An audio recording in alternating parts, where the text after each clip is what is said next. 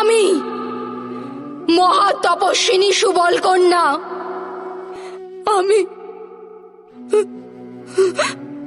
মহা হতভাগিনী দুঃখী মাতা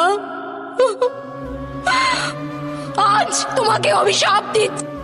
যে প্রকারে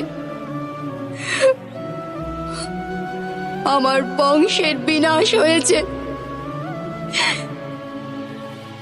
সেই প্রকারে তোমার চোখের সামনে তোমার যাদব বংশের বিনাশ হবে। পশুর ন্যায় সমস্ত যাদব একে অপরের রক্ত পান করবে,